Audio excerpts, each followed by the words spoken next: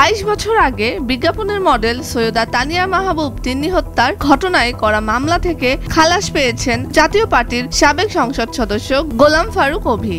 ঢাকার প্রথম অতিরিক্ত জেলা ও দায়রা জজ মোসাম্মদ শাহিনুর আক্তার 14 জানুয়ারি 2025 এ রায় দেন। রায় ঘোষণার সময় তিন্নির পরিবারের কেউ আদালতে উপস্থিত ছিলেন না।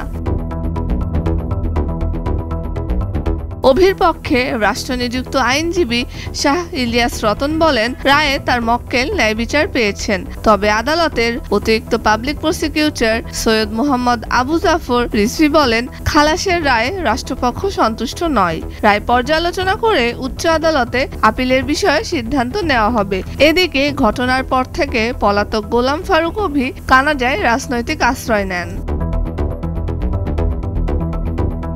মামলার তথ্য বলছে, 2002 সালের 10 নভেম্বর বুড়িগঙ্গা নদীর ওপরে অবস্থিত বাংলাদেশ চীন মৈত্রী সেতু 1-এর নিচে তিন্নির লাশ পাওয়া যায়। এ ঘটনায় কেরানীগঞ্জ থানা পুলিশ অজ্ঞাতনামা আসামির বিরুদ্ধে মামলা করে। তদন্ত শেষে 2008 সালের 8 নভেম্বর সাবেক সংসদ সদস্য গোলাম ফারুক অভির বিরুদ্ধে অভিযোগপত্র দেয় পুলিশ।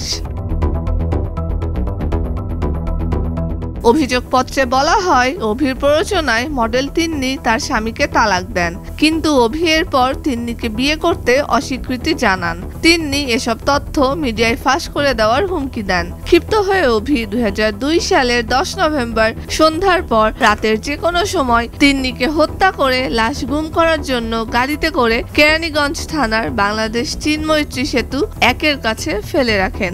তারপর থেকে অভি কানাডায় পলাতক। 2022 সালের 23 মার্চ তিন্নির চাচা রেজাউল করিম বলেন, একদিন অভি পিয়ালকে ডেকে বলেন, তুমি তিন্নিকে ছেড়ে দাও, আমি তিন্নিকে বিয়ে করব। এরপর থেকে অভি আর তিন্নি একই বাসায় থাকতে শুরু করেন। তিন্নির সঙ্গে শেষ দেখার স্মৃতি আদালতকে জানান রেজাউল করিম। বলেন, সম্ভবত 10 থেকে 15 রোজার মধ্যে তিন্নি আমাদের কলাবাগানের বাসায় এসেছিল। তাকে সেদিন খুব অস্থির দেখায়।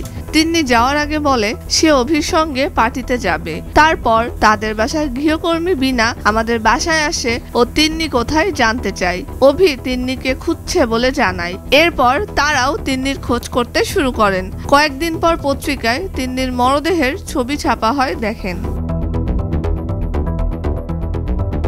2010 সালের 14 জুলাই অভির বিরুদ্ধে বিচার শুরুর আদেশ দেন ঢাকার 7ম অতিরিক্ত জেলা ও দায়রা জজ আদালত।